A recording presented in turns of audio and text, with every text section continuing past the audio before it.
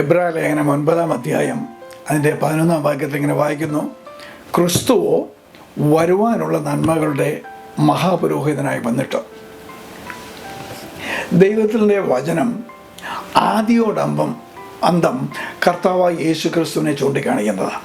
യേശു ക്രിസ്തു വരും എന്നുള്ളതാണ് പഴയ നിയമത്തിൻ്റെ സാക്ഷ്യം. എന്നാൽ പുതിയ നിയമത്തിൽ വരുമ്പോൾ, ഗോസ്പലിലോട്ട് വരുമ്പോൾ, സുവിശേഷത്തിൽ നമ്മൾ വരുമ്പോൾ യേശു ക്രിസ്തു വന്നിരിക്കുന്നു എന്നുള്ളത് സത്യം.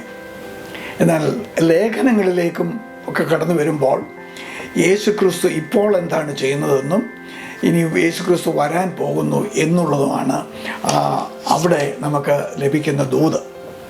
അപ്പോൾ ആദിയോടന്തം യേശു ക്രിസ്തുവിനാണ്. കാരണം മാനവജാതിയുടെ ഉദ്ധാരണത്തിന് വേണ്ടി യേശു ക്രിസ്തു അല്ലാതെ മറ്റൊരുവനില്ല. ദൈവത്തിൻ്റെ സൃഷ്ടിയായി മനുഷ്യനെ സൃഷ്ടിച്ചപ്പോൾ ദൈവം തൻ്റെ സാദൃശ്യത്തിലും സ്വരൂപത്തിലുമാണ് മനുഷ്യനെ സൃഷ്ടിച്ചത്. എന്നാൽ പാപമുഖേന ദൈവ സാദൃശ്യം അവൻ നഷ്ടപ്പെട്ടു. എന്താണോ അവന് നഷ്ടപ്പെട്ടത്, ആ നഷ്ടപ്പെട്ടത് മടക്കി കൊടുക്കുവാനാണ് കർത്താവായ യേശു ക്രിസ്തു ഭൂമിയിലോട്ട് വന്നത്. അവൻ കാൽവറിയിൽ കടന്നു വന്നപ്പോൾ വരുവാനുള്ള നന്മകളുടെ മഹാപുരോഹിതനായിട്ടാണ് കടന്നു വരുന്നത്. മഹാപുരോഹിതൻ എന്ന് പറഞ്ഞാൽ ദൈവത്തിനും മനുഷ്യർക്കും മധ്യസ്ഥനായിട്ട് നിൽക്കുന്നവനാണ്. മഹാപുരോഹിതൻ ആണ് യാഗം അർപ്പിക്കുന്നത്. മഹാപുരോഹിതനാണ് അതിവിശുദ്ധ സ്ഥലത്തേക്ക് യാഗമൃഗത്തിൻ്റെ രക്തവുമായി കടന്നു ചെല്ലുന്നത്.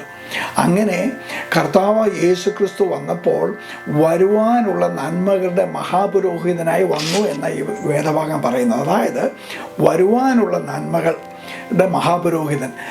ദൈവത്തിൽ നമ്മളെ അനുഗ്രഹിക്കണം.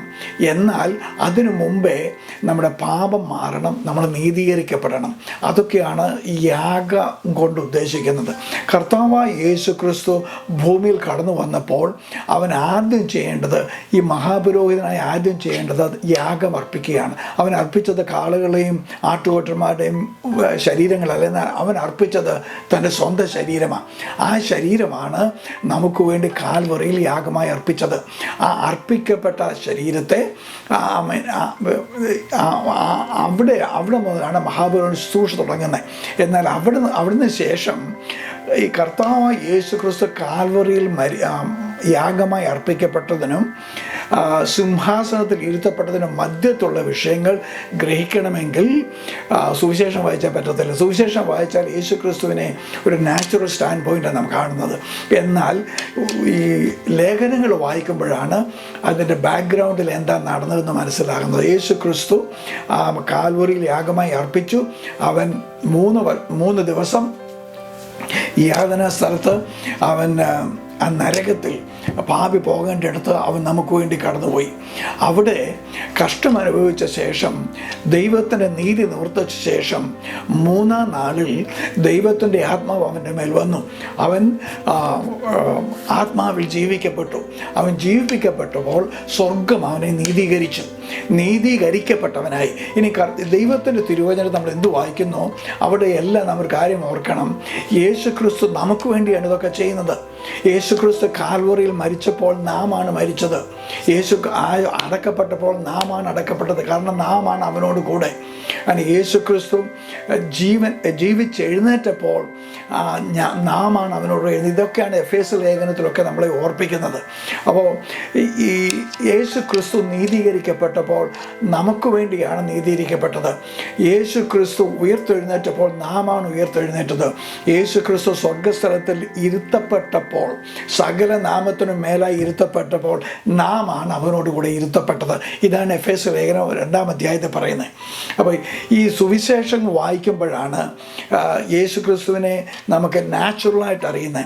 എന്നാൽ ലേഖനങ്ങൾ വായിക്കുമ്പോഴാണ് യേശു ക്രിസ്തു എന്താണ് ഇപ്പോൾ ചെയ്യുന്നതെന്നും ഇനി ചെയ്യാൻ പോകുന്നത് എന്നും ഒക്കെ ഉള്ളത് നമ്മൾ അറിയുന്നത്. ഇപ്പോൾ നമ്മുടെ ജീവിതത്തിൽ യേശു ക്രിസ്തുവിനോട് കൂടെ നമ്മൾ ബന്ധിക്കപ്പെട്ടിരിക്കുന്നു എന്നുള്ളതാണ് സുവിശേഷ സത്യം. അതുകൊണ്ടാണ് അതുകൊണ്ടാണ് 2 കൊരിന്ത്യർ 5:17 പറയുമ്പോൾ ഒരുവൻ ക്രിസ്തുവിലായാൽ അവൻ പുതിയ സൃഷ്ടിയാണ്, പഴയത് കഴിഞ്ഞു എന്ന് പറഞ്ഞാൽ അവൻ്റെ ആത്മാവിൻ്റെ കാര്യമാണ്. അവൻ്റെ ആത്മാവിൽ അവനൊരു പുതിയ സൃഷ്ടിയായി തീർന്നു. ഈ ക്രിസ്തു ജീവിതം എന്ന് പറയുന്നത് നമ്മുടെ പഴയ ബ്രെയിൻ ഉപയോഗിച്ച് ജീവിക്കുന്ന ജീവിതമല്ല. ഈ ക്രിസ്തു ജീവിതം എന്ന് പറയുന്നത് വചനത്തിൽ കൂടെ നാം ആരായി തീർന്നിരിക്കുന്നു എന്ന് കണ്ട് നമ്മുടെ മനസ്സ് പുതുക്കി രൂപാന്തരപ്പെട്ട് ജീവിക്കുന്നതാണ്. യേശു ക്രിസ്തുവിൽ കൂടെ നമുക്ക് ലഭിച്ചിരിക്കുന്ന സൗഭാഗ്യത വേണമെങ്കിൽ നമുക്ക് ഇങ്ങനെ പറയാം. ഒരു വലിയ രാജാവിൻ്റെ കൊട്ടാരത്തിൽ ഒരു പൈതൽ ജനിക്കുന്നു എന്ന് വിചാരിക്കുക. ആ കുഞ്ഞ് ജനിച്ചതേ ഉള്ളൂ, 2 ദിവസമേ ആയുള്ളൂ, 3 ദിവസമേ ആയുള്ളൂ, ഒരു കുഞ്ഞാണ്. പക്ഷേ ആ ജനിച്ച സമയം മുതൽ ആ രാജ്യത്തിന് അവകാശിയാ കുഞ്ഞ. എന്നാൽ ഇതവനറിയത്തില്ല, അവന് ഒരു രാജകുമാരനായിട്ട് ജനിച്ചത്. ഇതുപോലെയാണ് നമ്മൾ ദൈവരാജ്യത്തിൽ ജനിക്കുമ്പോൾ. നമ്മൾ ദൈവരാജ്യത്തിൽ ജനിക്കുമ്പോൾ ക്രിസ്തുവിലാണ് നമ്മൾ ജനിച്ചിരിക്കുന്നത്. ആ ക്രിസ്തുവിൽ നമ്മൾ ജനിച്ചിരിക്കുന്ന അമ്മയാണ് എഫേസ്യ ലേഖനം 1:3 പറയുന്ന സ്വർഗത്തിലെ സകല ആത്മീയ അനുഗ്രഹത്താലും ക്രിസ്തുവിൽ അവൻ നമ്മളെ അനുഗ്രഹിച്ചിരിക്കുന്നു. എന്നാൽ നമ്മുടെ ബ്രെയിൻ ഇതറിയത്തില്ല. അതുകൊണ്ടാണ് ഈ ദൈവത്തിൻ്റെ വചനം തന്നിരിക്കുന്നത്. നമ്മൾ ഒരു രാജകൊട്ടാരത്തിൽ ഒരു പൈതൽ ജനിച്ച പോലെയാണ് നമ്മൾ ഈ ദൈവരാജ്യത്ത് ജനിച്ചിരിക്കുന്നത്. ക്രിസ്തുവിലാണ് നാം ആയിരിക്കുന്നത്. എന്നാൽ ആ കുഞ്ഞിനെ അവിടെ എഡ്യൂക്കേറ്റ് ചെയ്ത് പഠിപ്പിച്ചു കൊണ്ടുവരണം. താൻ ആരാണെന്നും താൻ എന്താണ് ഫങ്ഷൻ ചെയ്യേണ്ടതെന്നും മറ്റ് ഇതര ജനങ്ങളും തനിക്ക് ഉള്ള വ്യത്യാസം എന്താണെന്നും താൻ എവിടെയാണ് ആയിരിക്കുന്നതെന്നൊക്കെ പഠിപ്പിച്ചു കൊണ്ടുവരണം. അതുപോലെ തന്നെ പഴയ നിയമത്തിൽ ഒരു രാജാവിൻ്റെ കാര്യം പറയുന്നതിനോട് 7-8 വയസ്സായപ്പോൾ ഒരു രാജാവായ ഒരു കുഞ്ഞ, അവന് 7-8 വയസ്സുള്ളൂ. പിന്നെ അവന് ബാലന അപ്പോഴും, എന്നാൽ അവൻ ഇസ്രായേലിൻ്റെ രാജാവായി തീർന്നു. അങ്ങനെ പറയുമ്പോൾ ആ കുഞ്ഞൊരു ബാലന, പക്ഷേ അവനെ എഡ്യൂക്കേറ്റ് ചെയ്യണം. കാരണം അവൻ എന്തു പറയുന്നോ അതാണ് അവൻ്റെ നിയമം. അതങ്ങനെ ആയിത്തീരും എന്ന് പറഞ്ഞ പോലെയാണ് ദൈവ മക്കളായി തീർന്നത് നമ്മുടെ എല്ലാവരുടെയും കാര്യം. നമ്മൾ ഈ ദൈവവചനത്തിൽ കൂടി നമ്മളെ തന്നെ കണ്ടിട്ട് നമ്മുടെ വായിലെ വാക്കുകളും നമ്മുടെ ചിന്തകളും ഒക്കെ ദൈവത്തിൻ്റെ വചനത്തിൽ അനുരൂപപ്പെട്ട് നാം അത് പറയുന്നെങ്കിൽ അത് ദൈവത്തിന് മുമ്പാകെ നമ്മൾ പറയുന്നത് സംഭവിച്ചിരിക്കും.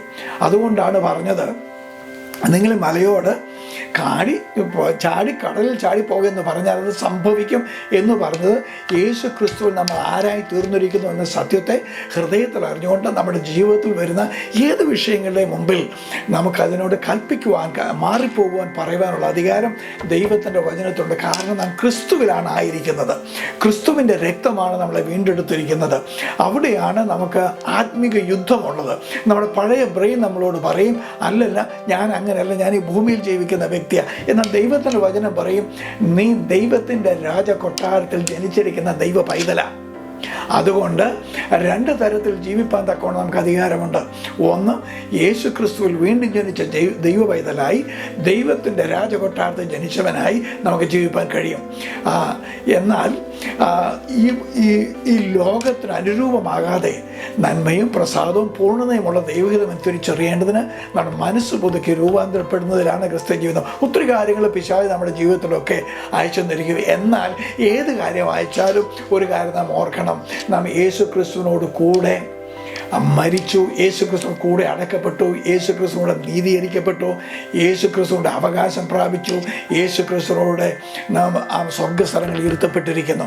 ഇതാണ് ഒരു ദൈവപൈതലിൻ്റെ ചിത്രം. ദൈവത്തിൻ്റെ വചനം കാണുമ്പോൾ അത് കണ്ട മനസ്സിലാക്കി ജീവിക്കുക എന്ന് പറഞ്ഞാൽ ഏത് വിഷയം നമ്മുടെ ജീവിതത്തിൽ വന്നാലും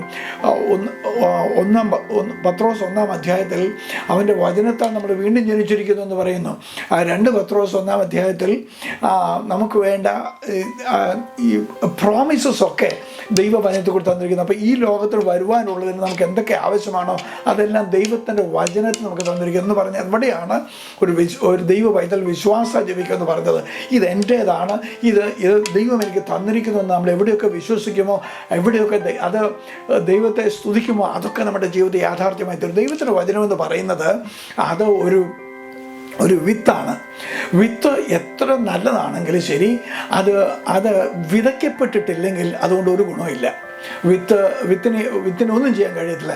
എന്നാൽ ഈ വിത്ത് വിതയ്ക്കപ്പെടണം, ഈ വചനമാകുന്ന വിത്ത് നമ്മുടെ ഹൃദയത്തിൽ വിതയ്ക്കപ്പെടണം എന്ന് പറഞ്ഞാൽ അതിനെ നമ്മൾ ധ്യാനിച്ച് അതാണ് നമ്മുടെ സത്യമെന്നറിഞ്ഞ് ദൈവത്തെ സ്തുതിച്ച് നമ്മൾ മെഡിറ്റേറ്റ് ചെയ്ത് ദൈവത്തെ സ്തുതിച്ച് പോഴ്ത്തി ആരാധിക്കുമ്പോൾ അത് നമ്മുടെ ഉള്ളിൽ പാകപ്പെടുക. നമ്മൾ ഹൃദയത്തിനകത്തോട്ട് പാകിയിട്ട് അടുത്ത ദിവസം അതിൻ്റെ ഫലം കാണാൻ നോക്കരുത്. ഇറ്റ് ടേക്സ് എ ടൈം, അതൊരു സമയമെടുക്കും.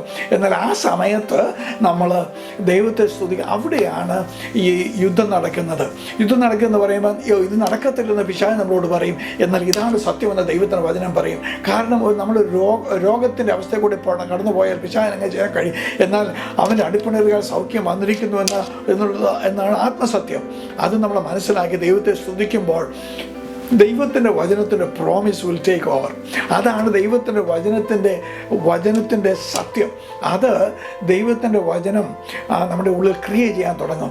ദൈവത്തിൻ്റെ വചനം കൊണ്ടാണ് സകലത്തെയും സൃഷ്ടിച്ചത്. ദൈവത്തിൻ്റെ വചനം കൊണ്ടാണ് ദൈവം ഭരിക്കുന്നത്.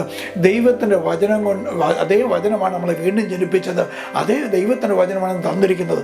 ദൈവമക്കളെ ഏത് അവസ്ഥയിൽ കൂടി നമ്മൾ പോയാലും ദൈവത്തിൻ്റെ വചനമാകുന്ന കണ്ണാടിയിൽ കൂടി നോക്കുവാൻ നമ്മൾ പഠിക്കണം. അതുപോലെ തന്നെ നമ്മൾക്ക് വചനപ്രകാരം ആരാണെന്നുള്ള സത്യം നാൾതോറും ഏറ്റെടുക്കണം. ക്രിസ്തുവോ വരുവാനുള്ള നന്മകളുടെ മഹാപുരോഹിതനായി വന്നിട്ട് അത് റോമാലേഖനം പറയുമ്പം ആമേൻ നമ്മിൽ വെളിപ്പെടുവാനുള്ള ദൈവ തേജസ് വിചാരിച്ചാൽ ഈ ലോകത്തിലെ കഷ്ടങ്ങൾ സാരമില്ല. കാരണം നമ്മൾ ഏതെല്ലാം അവസ്ഥയിൽ കടന്നുപോയാലും നമ്മൾ വെളിപ്പെടുവാനുള്ള തേജസ് വിചാരിച്ചാൽ ദൈവനാമത്തിന് വേണ്ടി സഹിക്കുന്ന കഷ്ടങ്ങളാകട്ടെ, ഏതൊക്കെ രീതിയിലുള്ള വിഷയങ്ങളാകട്ടെ, എന്നാൽ നമ്മൾ വെളിപ്പെടുവാനുള്ള തേജസ്, അതാണ് ദൈവം നമ്മളെ വിളിച്ചിരിക്കുന്ന വിളി. ഇനി ഈ കാലങ്ങൾ കഴിയുമ്പോൾ നിത്യത വിടരുന്ന നാളിൽ അവൻ ദൈവത്തിൻ്റെ വീണ്ടെടുപ്പിൻ്റെ പദ്ധതി പൂർത്തിയാകുമ്പോൾ യേശുക്രിസ്തുവിനെ നോക്കിയാലും നമ്മെ നോക്കിയാലും ഒരുപോലെ ഇരിക്കും. അതാണ് അവൻ്റെ നിത്യ തേജസ്സിന് വേണ്ടി വിളിക്കപ്പെട്ടവരാണ് നാം. അത് മനസ്സിലാക്കി പിശാച് കൊണ്ടുവരുന്ന തന്ത്രങ്ങളെ മാറ്റി ദൈവത്തിൻ്റെ വചനത്തിൽ നാൾതോറും ബലപ്പെട്ട് ജീവിപ്പാൻ ദൈവം നമുക്ക് കൃപ തരട്ടെ. ഏതവസ്ഥ കൂടെ കടന്നുപോയാലും ദൈവം ഇന്ന് നമ്മോടുകൂടെ ഉണ്ട്. അവൻ നമ്മളെ വിടുവിക്കുന്ന ദൈവമാണ്. അവൻ നമ്മുടെ ശക്തിയേറിയ ദൈവമാണ്. ദൈവമക്കളെ ദൈവത്തിൽ ആശ്രയിച്ച് ദൈവത്തിൻ്റെ വചനത്തിൽ ആശ്രയിച്ചുകൊണ്ട് അത് റിയാലിറ്റി ആയിട്ട് നമുക്ക് എടുക്കുവാനിടയാകട്ടെ. അതാണ് ഹൃദയത്തിനകത്ത് ദൈവത്തിൻ്റെ വചനം പാകണമെന്ന് പറഞ്ഞിരിക്കുന്നത്. ഹൃദയത്തിൻ്റെ അകത്ത് ദൈവത്തിൻ്റെ വചനം പാകിയാൽ അവിടെ വിടുതലുണ്ട്, വെളിപ്പാടുണ്ട്. ഹൃദയത്തിനകത്താണ് ആദ്യം ദൈവത്തിൻ്റെ വചനത്തിൻ്റെ അനുഗ്രഹങ്ങൾ വെളിപ്പെടുന്നത്. ഭൂമിയിൽ ഏതെല്ലാം വിഷയം പോയാലും ഏതെല്ലാം നിലയിൽ പോയാലും അതിനെ മാറ്റുവാനുള്ള അധികാരം ദൈവ പൈതലായി നമുക്ക് തന്നിട്ടുണ്ട്. പ്രത്യേകിച്ച് നമ്മുടെ ജീവിതത്തോടുള്ള ബന്ധത്തിൽ ദൈവത്തിൻ്റെ വചനത്തെ നമ്മൾ വിശ്വസിച്ച് ദൈവവചനത്തെ നമ്മൾ ഏറ്റുപറഞ്ഞ് ദൈവവചനത്തിൽ ഇത് സത്യമാണെന്ന് ഗ്രഹിച്ച് അവനൊന്ന് സ്തുതിച്ചു നോക്കിയാൽ ആ വിഷയത്തിൻ്റെ മധ്യത്തിലൊക്കെ നമുക്ക് വിടുന്നത്. കാരണം കർത്താവ് കാണുന്ന പോലെ നമ്മളെ കാണുവാനിടയാകട്ടെ. ദൈവത്തിൻ്റെ പരിശുദ്ധാത്മാവിൽ നമ്മെ നിറച്ചിരിക്കുന്നവനാണ് ദൈവം. ആകയാൽ ഏത് വിഷയത്തിൽ കടന്നു പോയാലും ദൈവത്തിൻ്റെ വചനം എടുക്കുകയും ദൈവത്തിൻ്റെ വചനം ധ്യാനിക്കുകയും ദൈവത്തിൻ്റെ വചനത്തിൽ കൂടി നമ്മളെ കാണുന്ന പോലെ ഈ ലേഖനങ്ങളിൽ കൂടി നമ്മുടെ സ്വർഗം വെളിപ്പെടുത്തിയിരിക്കുന്നത് കാണുവാനിടയാകട്ടെ. ദൈവത്തെ മഹത്വപ്പെടുത്തുവാനിടയാകട്ടെ. ദൈവം എത്ര വിശ്വസ്തരെന്ന് അവൻ്റെ വചനത്തോടെ നമുക്ക് കാണാം. വചനത്തെ മുറുകെ പിടിക്കണം. വചനത്തെ നമ്മൾ ഏറ്റുകൊള്ളണം. വചനത്തിനോട് ഇത് ഇരുവായത്തിലുള്ള വാട ഏത് വിഷയങ്ങളെ തകർത്ത് കളയുവാൻ അതിന് കഴിവുണ്ട്. ആകയാൽ ദൈവത്തിന് വചനത്തെ മുറുകെ പിടിക്കാം. ദൈവത്തോട് നമുക്ക് ചേർന്നിരിക്കാം. എന്തിനു വേണ്ടിയാണോ കർത്താവ് നമ്മളെ വിളിച്ചത് അത് പൂർണ്ണതയിൽ നിറവേറ്റപ്പെടുവാൻ കർത്താവിൻ്റെ കാര്യങ്ങളിലേക്ക് ഏൽപ്പിക്കാം. കർത്താവ് നമ്മളെ അനുഗ്രഹിക്കട്ടെ.